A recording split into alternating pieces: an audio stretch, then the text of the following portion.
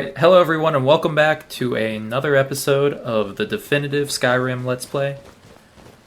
This is episode 5. And last episode, we were exploring the area surrounding Riverwood. We went back to Helgen to see if there was anything left. And we found a few bandit camps. And now, we will continue from where we left off. From our vantage point, we're able to see this cabin and a nice little stream area that might be worth checking out. So we're going to start by investigating this cabin. And it looks like whoever lived here was not very lucky.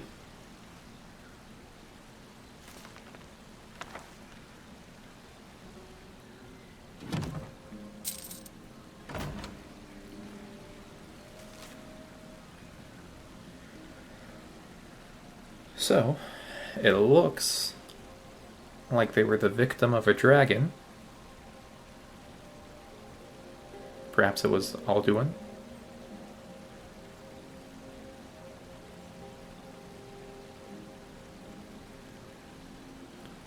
Maybe it looks like it might be a different dragon.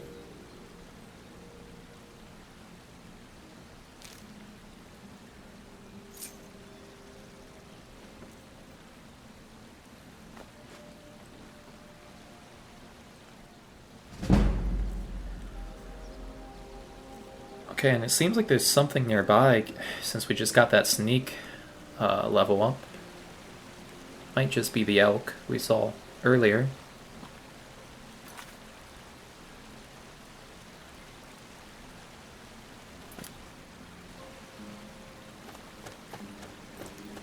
But we're gonna follow this stream.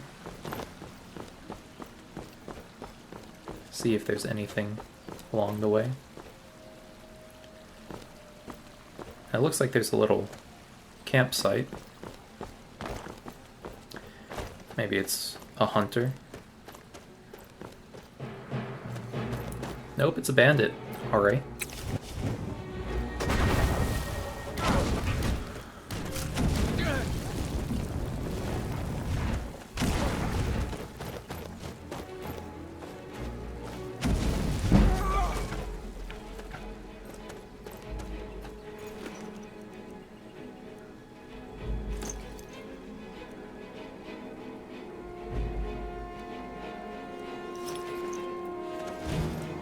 One bandit's not too difficult.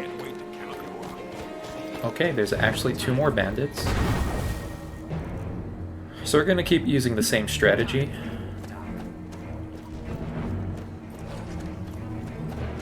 Coemgin's gotten used to his spectral wolf and flames as a kind of security blanket.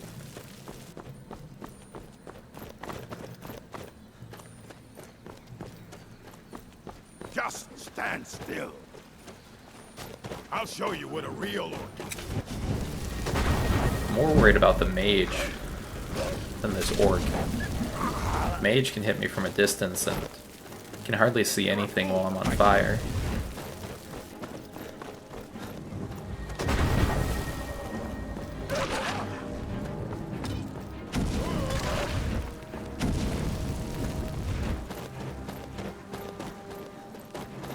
So when we're unable to utilize sneak and sneak attacks,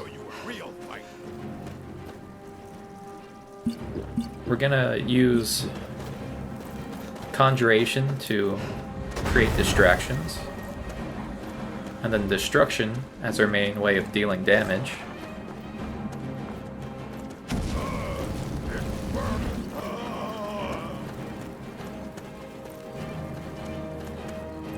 Sounds like he just drank a potion, and from the looks of it, looks like it was an invisibility potion. It's pretty annoying.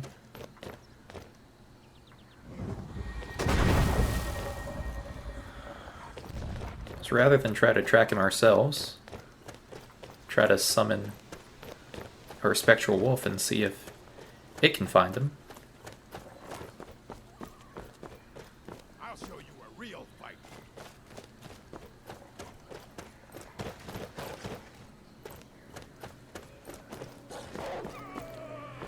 But really, prior to the start of this Let's Play, Coemgin hasn't experienced a lot of face-to-face combat.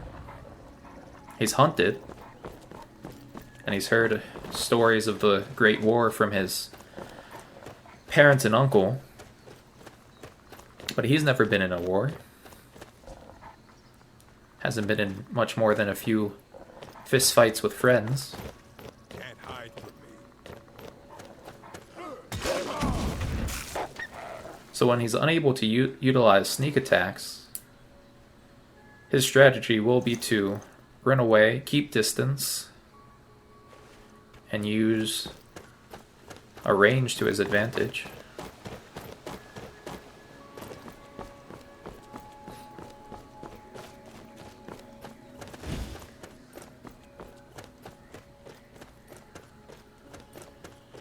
There's something comforting about using destruction magic as opposed to trying to run around with a bow.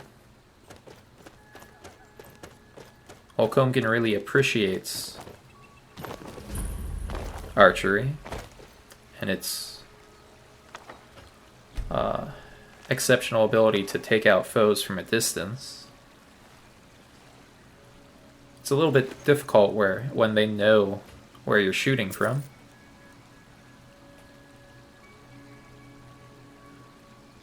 They can be a bit clunky, but just being able to use your own two hands and create fire or lightning, something very satisfying with that and something very comforting. Of course, early on, we'll have to do our best to make sure we can maintain magicka, since it'll be much easier to run out here in the beginning. So we cleared out yet another bandit camp, but we're going to investigate this cabin here. The door's locked and it looks fairly lived in. And while we definitely have nothing against breaking the law, picking a few locks, we don't know what's inside and we don't want to risk getting arrested this early on. Could be a perfectly normal resident of Vokrii inside. I do happen to know that it's the location of a quest, so we will be returning. But we're going to wait until we get the quest.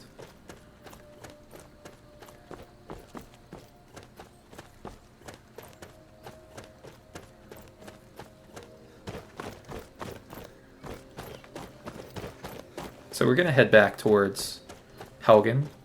There's some more area to investigate on the other side.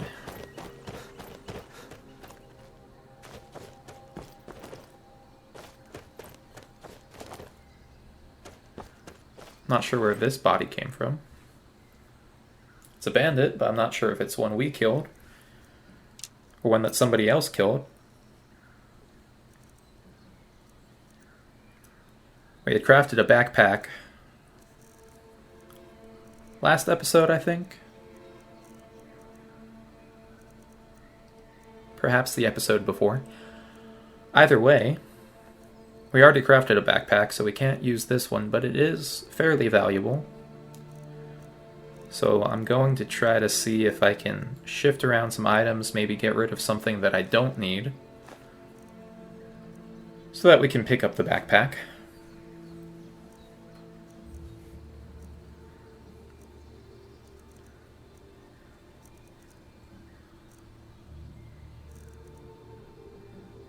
This is the downside of the reduced carry weight.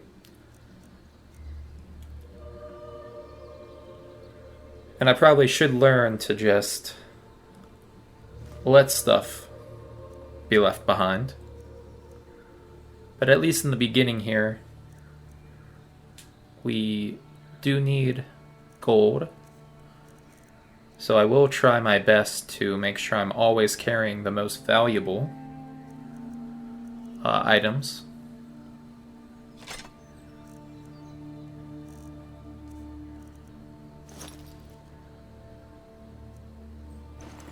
But on a whole, menu management is boring.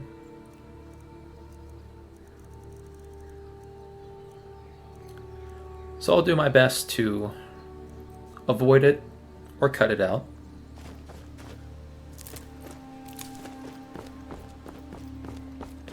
Of course, once we find a place to live, or at least a place to store things, it'll make things a little bit easier. Won't have to carry around a bunch of random alchemy ingredients or unique items that I won't be using.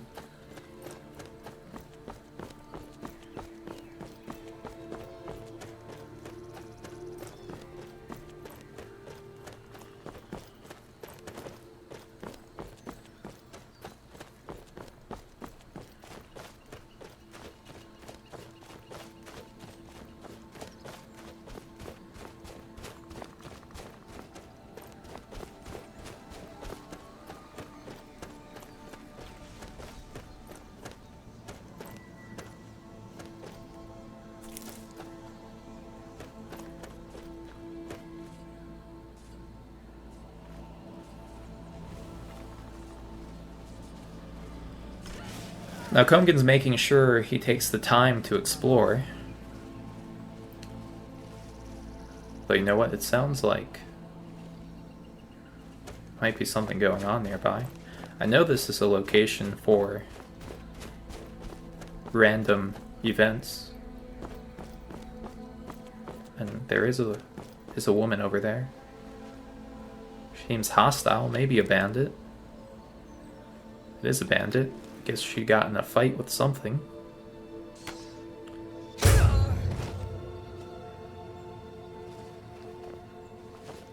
take her out with an arrow in the back.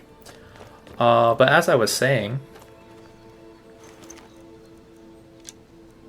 Coemgin thinks it's important to take in his surroundings and do a bit of exploration since he knows he'll probably be in Skyrim for a while, at least that's his plan.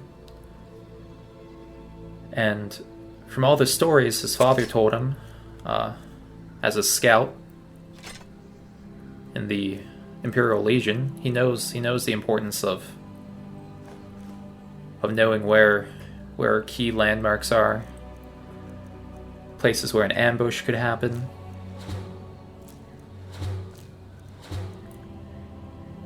So Coemgin's going to take that advice to heart, and throughout the series, he's going to make sure to not just stay on the main road, but explore out. And of course, since the death of his parents, he's had to fend for himself. Didn't have much to his name to begin with, and especially now he has nothing but what he's acquired since escaping.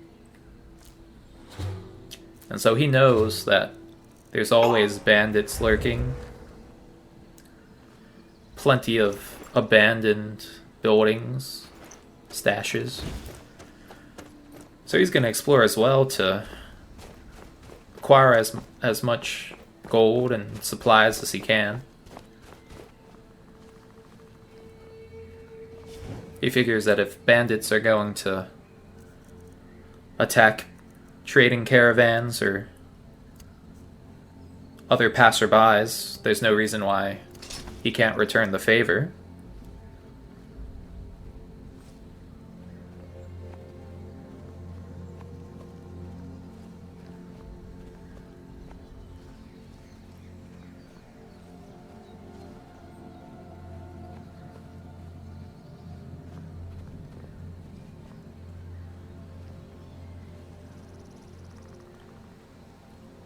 Skyrim might have laws, but It's a very harsh place to be.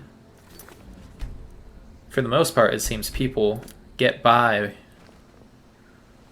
any means.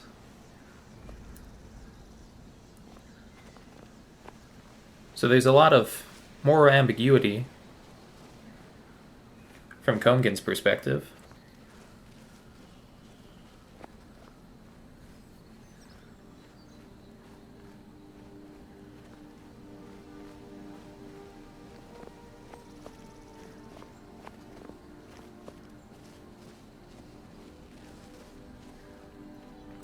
Now, it looks like there's another bandit camp.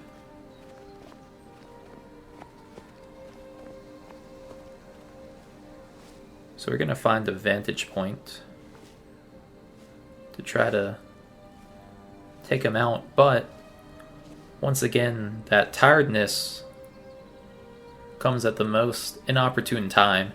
And so, we're now over-encumbered. So let's hope we make these shots because we won't be able to run away. There's one down.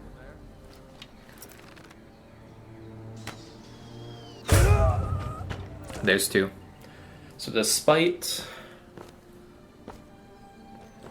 our immobility, we didn't need it because we were able to take both of the bandits out. So now, I could sleep here at this camp, but what I think I will do is I'm going to first, of course, gather what loot I can, and rather than try to manage the weight, I'm just going to take everything of value. And I know Riverwood is just down the hill. So after I loot everything, I'm going to slowly make my way down. And I'll cut to when we arrive back in Riverwood.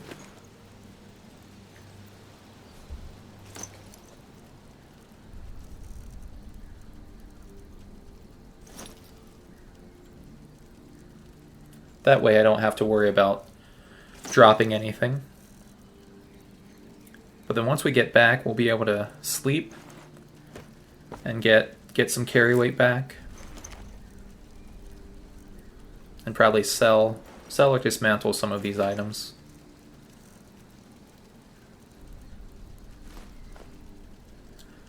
But I think we've pretty much explored most of the surrounding area. At least the area in between Helgen and Riverwood.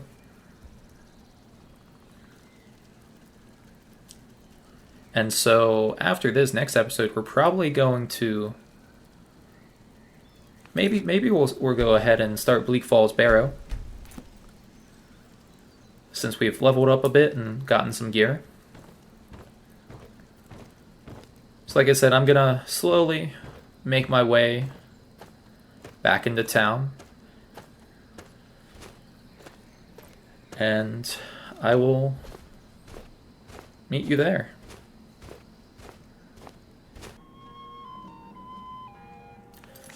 So we're back in Riverwood. I went ahead and got a good night's sleep. And so like I said, Bleak Falls next time. But until then, thanks for watching.